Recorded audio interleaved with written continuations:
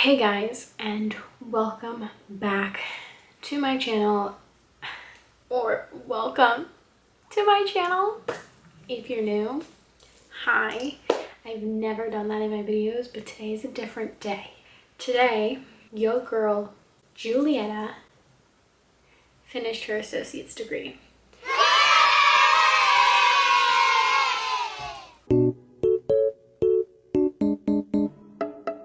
That's right, I took my last final this morning at 11 o'clock, submitted at 12:15, and here I am. I have submitted all my finals for my associate's degree. So I thought,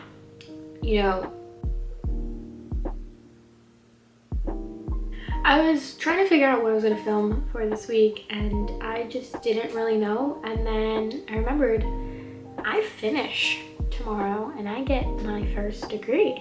So then I was like, I've come so far. Maybe I should talk about how I did it.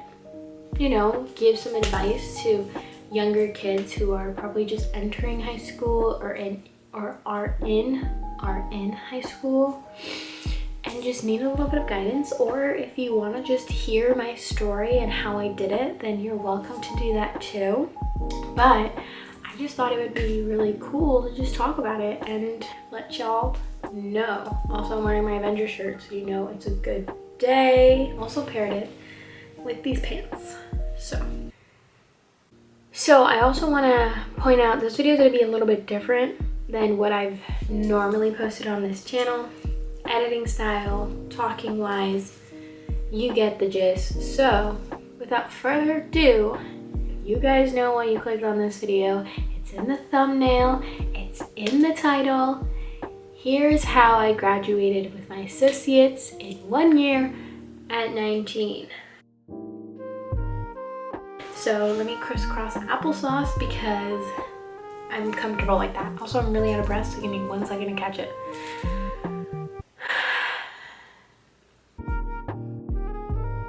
If you go to a public school, I don't really know how it works in other states, but most schools in Florida or in my area offer dual enrollment classes. These classes are essentially those AP or ACES classes that you take in high school to get a college credit.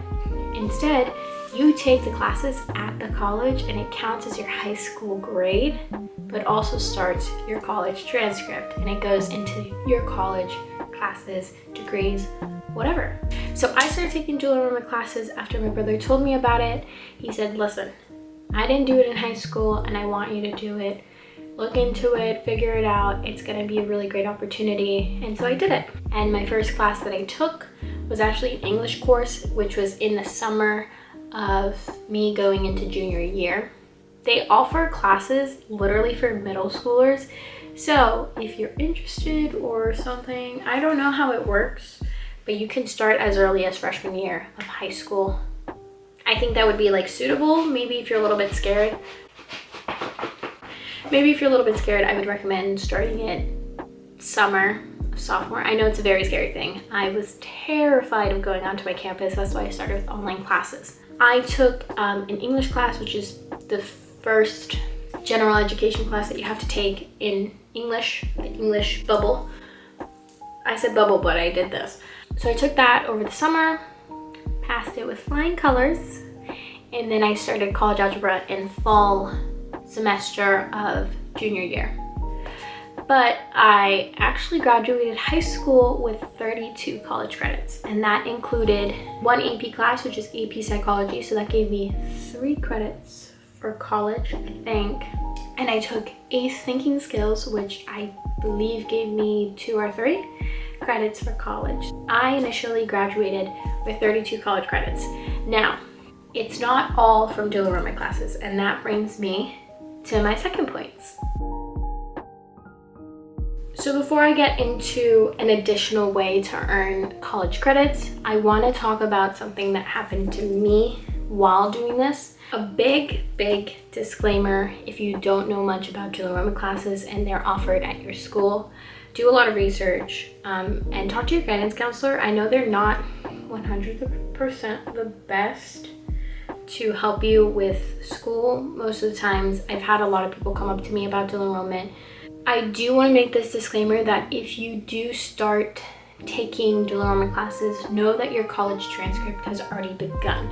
If you end up getting a D or F in those classes, you will not be able to take any more dual enrollment classes. That's just how it works. You can't just retake it because it's a free class. All of this is free, by the way. You are getting a free class and you're starting your college transcript with no debt, with no payment. You don't even have to buy the textbooks. The school will allow you to have a waiver that you take to them and say, I'm a dual enrollment kid. This is the textbook that I need. Everything is paid by your school and by the college. With that being said, also withdrawing from a class will prevent you from taking any more classes. So, senior year, fall term, I started taking pre-calculus. Let me tell you, pre-calculus was a rocky road for me.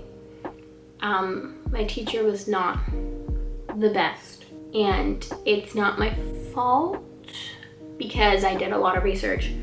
When you want to take college classes, there's an amazing website called Rate My Professor. That's how I found the teachers that kind of have really shaped how I learn.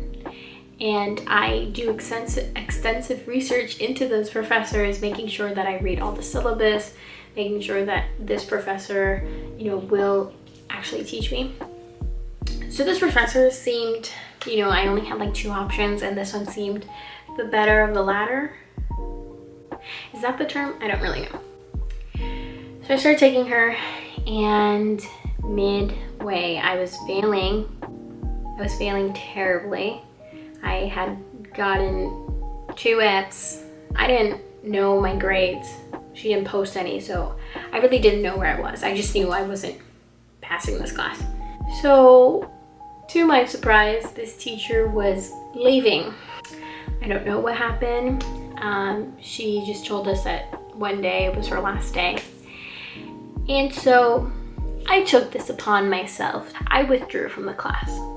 Like I said, if you withdraw, you basically can't take any more classes. And I needed to take more classes because I needed to graduate with a certain amount of credits. You will find out in a moment.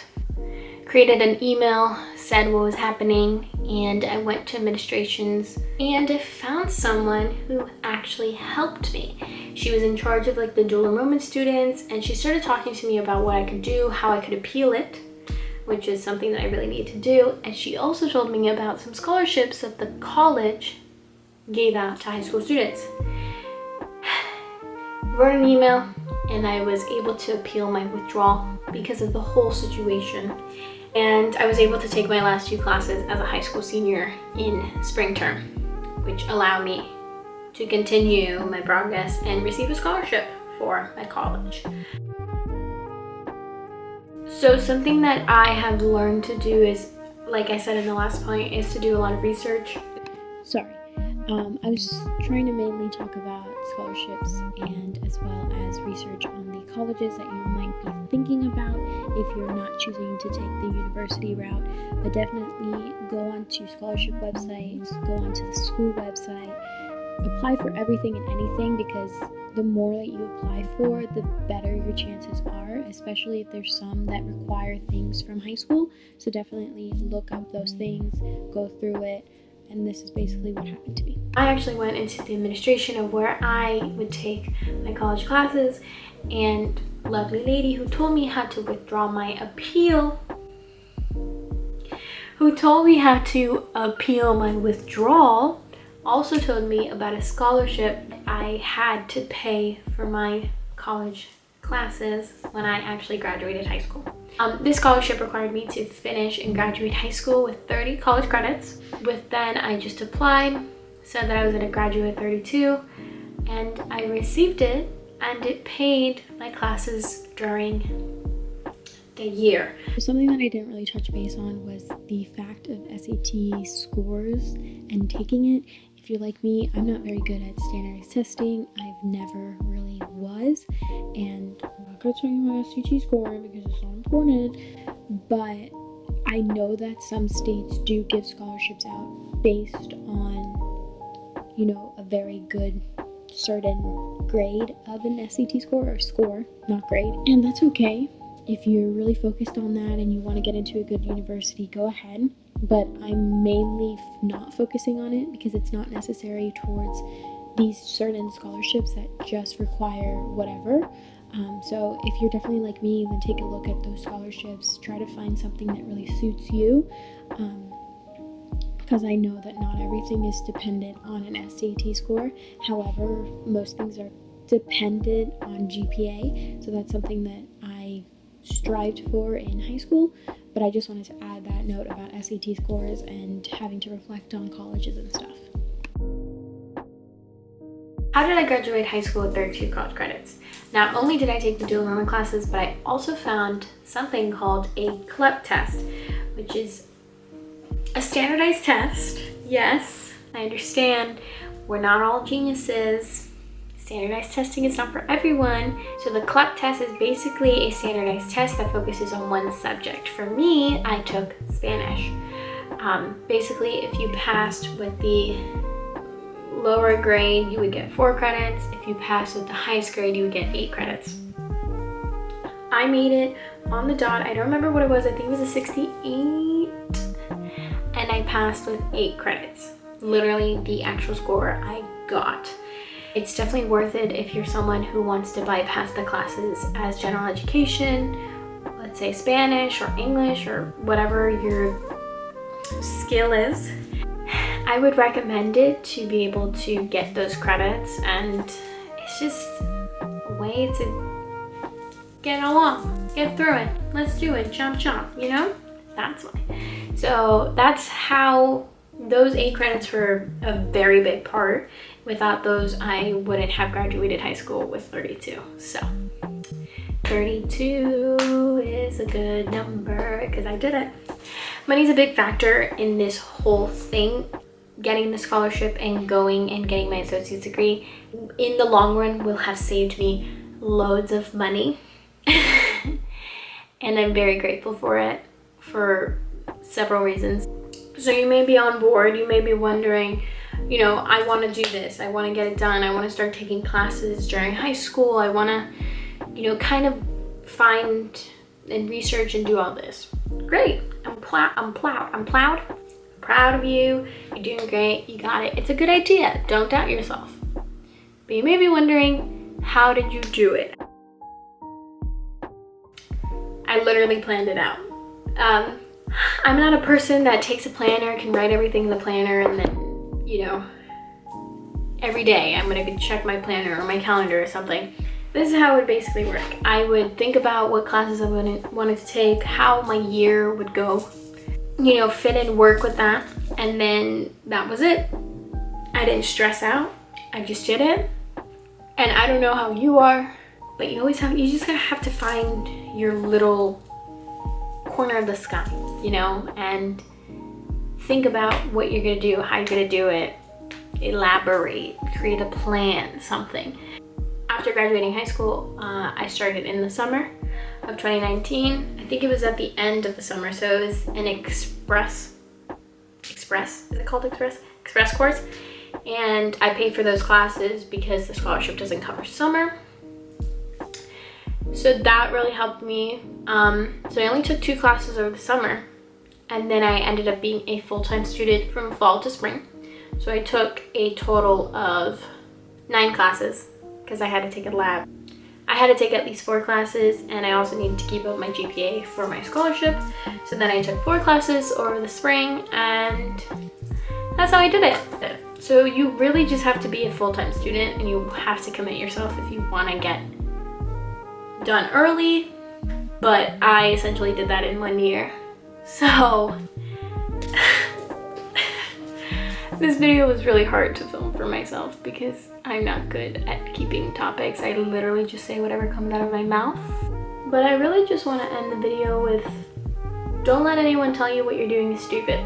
Going through high school, a lot of people thought that me not going to class, let me rephrase that. Me having free periods was a bad idea when my free periods were actually going to these classes on campus. Don't let someone tell you that doing that is a bad idea and that colleges won't want you. Ignore them. Don't let it get into your head. Focus on you. Focus on completing it, and you'll be fine. That's how I did it.